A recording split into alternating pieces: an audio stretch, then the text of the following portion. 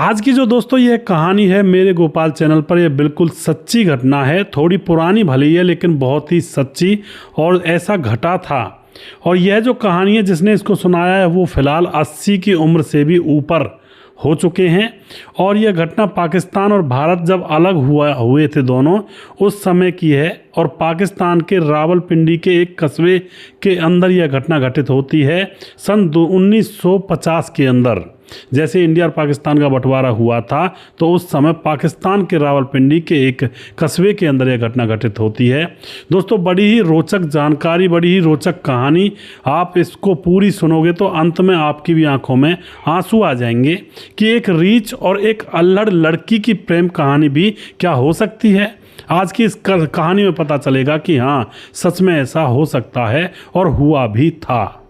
नमस्कार, मैं हूं सुदेश कुमार और मेरे गोपाल चैनल में आपका स्वागत है। दोस्तों जैसा कि मैंने आपको बताया, यह घटना पाकिस्तान के रावलपिंडी के एक कस्बे के अंदर घटित होती है। वहां पर एक मंदारी रहा करता है। मंदारी जो कि जानवरों के करतब दिखा करके लोगों का मनोरंजन किया करता है। उसके पास रीछ, बंदर, बकरी थे। और उस समय दोस्तों आपको विदित होगा, उस समय सिनेमा का इतना दौर नहीं था। हालांकि कुछ एक घरों में छोटे मोटे टीवी ब्लैक एंड वाइट हुआ करते थे, लेकिन वो भी बड़े बड़े घरों में रहा करते थे। और गरीब लोग तो बस ऐसे ही रीछ, बंदर, भालू का तमाशा देख करके अपने मनोरंजन किया करते थे। अब जो मंदारी होता है यह उस कस्बे में ज़्यादा जाया करता था। जो रावलपिंडी का वह कस्बा है, सन 1950 की घटना है। उस कस्बे में इस मंदारी की ज़्यादा कमाई हो जाया करती थी। बहुत भीड़ लग जाया करती थी जब यह तमाशा दिखाया करता था। तो दोस्तों लोग इस तरह के मनोरंजन के लिए आतुर हुआ करते थे उस टाइम। और अब यह जो मंदारी होता है उस कस्बे में ले जा करके तमाशा दिखाया करता। ये बंदर से कहा करता कि ये बंदर इन सभी लोगों को सलाम करके दिखा। तो बंदर सभी लोगों को सलाम करके दिखाया करता। फिर उसके बाद एक पाँव पर नाचा भी करता। तो लोग इसको देख करके बहुत खुश हो जाया करते। बकरी भी उसके पास थी। तो बकरी से वह मंदारी कहता कि अपने दोनों हाथ उठा करके दिखाओ। तो वह बकरी अपने अगले दोनों हाथ उठा करके लोगों को दिखा दिया करती और लोग इससे खुश हो जाया करते। और दोस्तों एक रीछ भी था। रीछ भी जिसके नथुनों में लगाम पड़ी हुई थी। और रीछ जो कि मंदारी के कहने पर वहाँ पर नाच नाच करके लोगों को दिखाया करता। लोग बड़ा आनंदित हुआ करते। अब जहाँ मंदारी तमाशा दिखाया करता था दोस्तों, वहीं पास में एक घर था जो कि पुराना घर था। लेकिन उस घर के अंदर एक लड़की की शादी होकर आई थी। लड़का ज़्यादा से ज़्यादा 18-19 साल का और उसकी जो पत्नी थी वह 16 साल की थी। पत्नी का नाम होता है जरीना, जो कि बहुत ही सुंदर, बहुत ही खूबसूरत थी। और वह छत से रीछ का तमाशा देखा करती थी। दोस्तों मुंडेर से बैठ करके वह लगातार वहीं से पैसा फेंक दिया करती और वहीं से रीछ का तमाशा चौक में होता हुआ देखती। लड़की सिर्फ 16 साल की थी, बचपना था उसका, बचपना अभी गया नहीं था। तो एक दोपहरी की बात होती है, मंदारी वहाँ पर चौक में तमाशा दिखाने के लिए आता है। तो जैसे ही सारे लोगों की भीड़ वहाँ पर इकट्ठी हो जाती है, तो अब जो रीछ होता है वह मस्त होकर वहाँ पर नाच रहा था।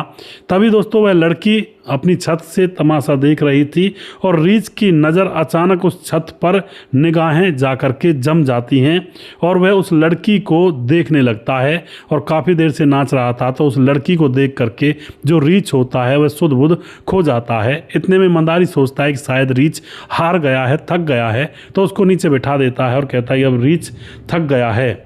और उसके बाद दोस्तों यहाँ पर खेल ख़त्म कर देता है मंदारी। लेकिन एक चीज़ अलग थी यहाँ पर। जो मंदारी होता है वह देख रहा था कि रीछ ने जब से छत की तरफ देख करके नाचना बंद किया है, तब से यह बार बार मुड़ करके उसी छत की तरफ देख रहा है। बार बार पता नहीं इसको क्या चाहिए। और उसके बाद दोस्तों जो मंदारी होता है वह अब अपने बंदर, रीछ और अपनी बकरी को अपने साथ गांव से बाहर ले जाता है। और फिर उसी गांव के बाहर खेतों में वह सोचता है कि अभी 1-2 दिन तमाशा और इसी कस्बे में करूंगा।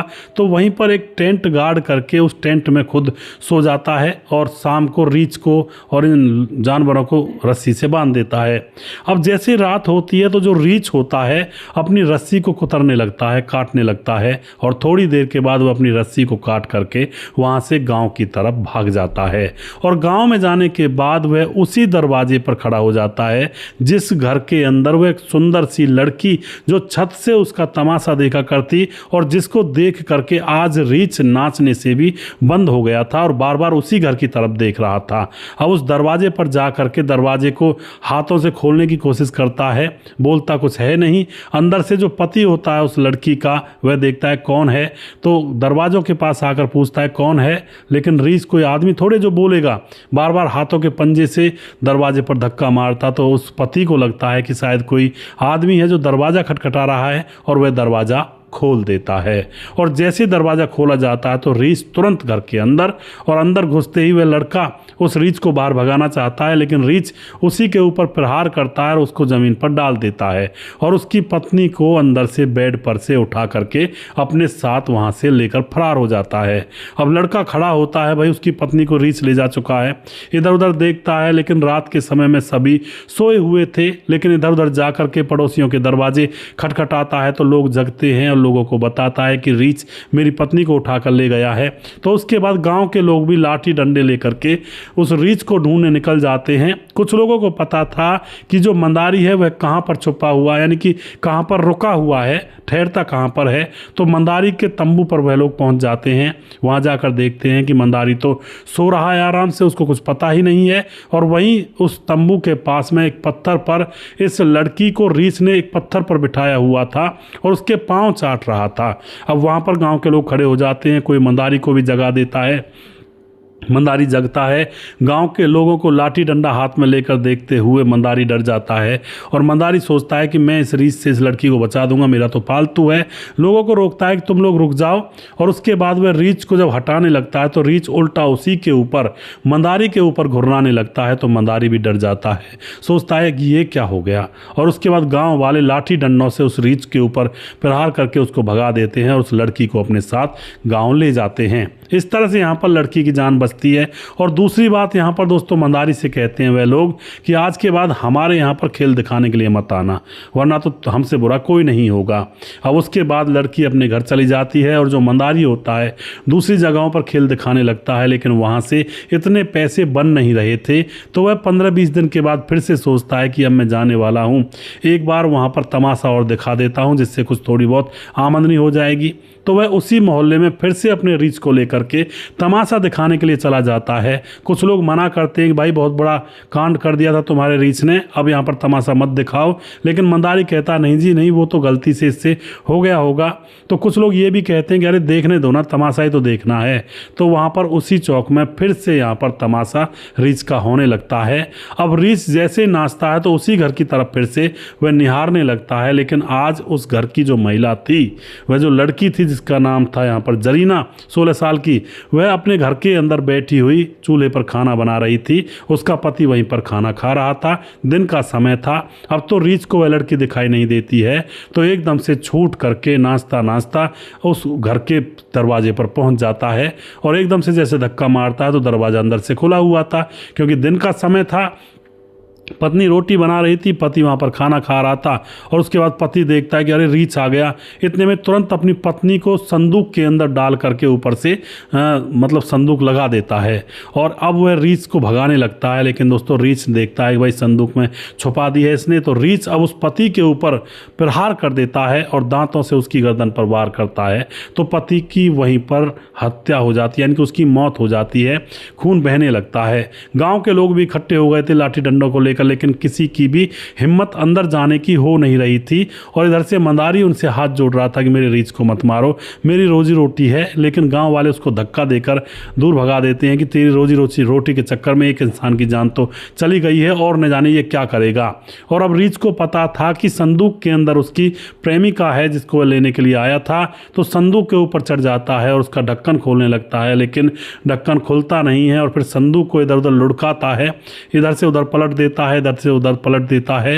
अंदर जो लड़की थी वह बार बार गिरने से क्षतिग्रस्त हो रही थी और अंदर ज़्यादा ऑक्सीजन भी नहीं होती है। और फिर दोस्तों एकदम से जब ढक्कन खुलता है इस संदूक का तो लड़की लहूलुहान बाहर की तरफ आ जाती है। लेकिन दोस्तों अब उसकी सांसें थम चुकी थी। यानी कि वह मर चुकी थी। कुछ तो ऑक्सीजन की कमी, कुछ इधर उधर से पटक रहा था तो चोटें लग रही थी, और दूसरी बात उसको इतना डर लग गया था शायद उसको हार्ट अटैक आ गया था। अब रीच उसको सूंघ करके देखता है तो अब उसको उठाता नहीं है और उसको पता लग जाता है कि यह तो मर चुकी है, और उसके बाद वह उदास होकर के वहीं पर बैठ जाता है और अपने दोनों पंजों के बीच में अपना सिर रख करके उदास बैठ जाता है, मानो वह गम की घड़ी हो उसके लिए, वह अपनी प्रेमिका की मौत का शोक मना रहा हो। इतने में गांव वाले देखते हैं कि अभी हिलडुल नहीं रहा है, उसके ऊपर फरसे से और कुल्हाड़ियों से वार करने लगते हैं। रीछ का मालिक भंडारी खूब उसको बचाने की कोशिश करता है कि मत मारो साहब, यह जानवर है, लेकिन गाँव वाले गुस्से में आकर के उसके ऊपर वार करते हैं। लेकिन दोस्तों रीछ का देखो एक बार भी वह विरोध नहीं करता है और कुल्हाड़ी और फरसे उसके ऊपर पड़ने शुरू हो जाते हैं और रीछ उफ तक नहीं करता है, वहीं पर पिटता रहता है और पिटता पिटता उसकी भी वहाँ पर मौत हो जाती है। तो इस तरह से दोस्तों इस रीछ और इस अल्लड़ लड़की के आपस में प्यार तो नहीं कह सकते, इसको एक तरफा प्यार ही कहेंगे। तो इस तरह से रीछ के प्यार की कहानी यह थी जो सच्ची घटना है, ऐसा हुआ था 1950 में, बड़े बुजुर्गों के द्वारा यह बात बताई जाती है। तो आप क्या कहना चाहोगे दोस्तों इस प्यार के बारे में? जानवर तो जनाब जानवर ही होता है, लेकिन प्यार के अंकुर तो उसके मन में भी खिल सकते हैं, जैसा कि रीछ के मन में हुआ। अब कुछ लोग ये भी पूछना चाहेंगे भाई रीछ उस लड़की को ले जा करके उसके तलवे क्यों चाट रहा था? दरअसल दोस्तों इसके पीछे एक कारण होता है, जब भी रीछ किसी लड़की को उठाकर ले जाता है तो उसके पाँव को नीचे से तलवों को चाटता रहता है और जीभ जो रीछ होता है भालू, उसकी जीभ में कुछ कटीले से ऐसे होते हैं निशान, यानी कि थोड़ा सा खरेरी जीभ होती है, खुरदरी, और वह चाटते चाटते अगले इंसान को अपाहिज बना देता है, फिर वह चल फिर नहीं सकता और उसके बाद रीछ अपनी वासना लड़की के साथ या लड़के के साथ मिटाता है। और ऐसा होता है दोस्तों, भालू और रीछ के चपट्टे में मत आ जाना, बहुत बुरा हाल करते हैं। तो आप जो भी कुछ कहना चाहते हैं इस घटना के बारे में अपनी राय लिख सकते हैं, और वीडियो के लास्ट में कुछ भाइयों के नाम जरूर लेना चाहूँगा जो हमें हमारे वीडियोज़ को देखते हैं और हमें खूब सपोर्ट करते हैं। हमारे साथ यशवंत सिंह चौहान कमेंट करते हैं, भाई साहब आपकी कहानी बहुत अच्छी लगती है। मैं यशवंत सिंह चौहान, गांव तालाब पीपल्या, जिला मंदसौर, मध्य प्रदेश से हैं। बहुत बहुत धन्यवाद करते हैं जी। और उसके बाद साहब सिंह, जिला बिजनौर, साहब सिंह सरदार, बहुत अच्छी स्टोरी है जी। धीरज बनवाल कमेंट करते हैं। उसके बाद शोभाराम चौधरी, हाँ सर मेरा नाम शोभाराम चौधरी है, अजमेर नसीराबाद पोस्ट लोरवाड़ा गाँव जसवंतपुरा का रहने वाला हूँ। मेरा नाम भी लिया करो जी, बिल्कुल आपका नाम भी लिया है मैंने भाई साहब। और समाधान पाटिल जलगांव महाराष्ट्र से हैं, बहुत बहुत धन्यवाद करते हैं जी। और उसके बाद भंवरलाल हमारे भाई कमेंट करते हैं, अचला राम, राजस्थान फलौदी जिले से, राधे राधे जी। आईडी में कुछ और है और नीचे नाम अलग है। संजय कुमार बैरवा कमेंट करते हैं, देवलिया कला, जिला अजमेर, राजस्थान से। भीमदत्त जोशी कमेंट करते हैं। और उसके बाद हमारे साथ हैं लोकेश नागर कमेंट करते हैं। सोनू राज प्रजापत कमेंट करते हैं, मंदसौर मध्य प्रदेश से। सुजीत कुमार नमस्कार गुरुजी, राधे राधे जी। कश्यप दीपक कहते हैं कि और वीडियो डालो भाई जी। बिल्कुल कश्यप दीपक जी, मैं लगातार वीडियो डालता रहता हूं, दिन में 3-4 तो वीडियो आते ही हैं। और पंकज कुमार हमारे भाई, राम राम जी, राम राम भाई साहब जी। मुकेश कुमार यूपी 83, राधे राधे जी, उत्तर प्रदेश 83 से हमारे भाई कमेंट करते हैं। उसके बाद पंतगिरी पंत कमेंट करते हैं और सोनू राज प्रजापत कमेंट करते हैं। और हम ईंट बनाते बनाते आपकी वीडियो देखते हैं और सुनते हैं, बड़ी अच्छी लगती हैं आपकी कहानियाँ। बहुत बहुत धन्यवाद करते हैं जी सोनू राज भाई। आप इसी तरह से हमें सपोर्ट करते रहें और आप अपने काम में इसी तरह से लगे रहें और आपकी मजदूरी और अच्छी सी बने और आपके दिन अच्छे से गुजरें। प्रवीण बघेल शिवपुरी से हमारे भाई लगातार कमेंट करते हैं। और उसके बाद भंवरलाल कमेंट करते हैं, रजत सैनी कमेंट करते हैं, सुंदरलाल, सुदर्शन शर्मा हमारे भाई कमेंट करते हैं, मोनू जैन कमेंट करते हैं। उसके बाद सफदर खान कमेंट करते हैं, विनोद खरेल कमेंट करते हैं। और उसके बाद सूरज डी हमारे भाई लगातार कमेंट करते हैं। और राम गोसाई हमारे भाई लगातार कमेंट करते हैं। और उसके बाद हमारे साथ दुर्योधन भाई कमेंट करते हैं। छगनदास खाड़ाबांध राजस्थान से कमेंट करते हैं। राम मोहम्मद यासीन लाहौर पाकिस्तान से हैं। राधे श्याम शर्मा सिरसी जयपुर राजस्थान से हैं। राजकिशोर चौरसिया महाबलेश्वर महाराष्ट्र से हैं। ये सभी भाई हमारे वीडियोज़ को लगातार देखते रहते हैं। और सुशील चौधरी हमारे भाई लगातार कमेंट करते हैं। दोस्तों अगला वीडियो बहुत जल्दी फिर से लेकर आऊँगा, तब तक आप खुश रहें, सावधान रहें। जय हिंद, जय भारत।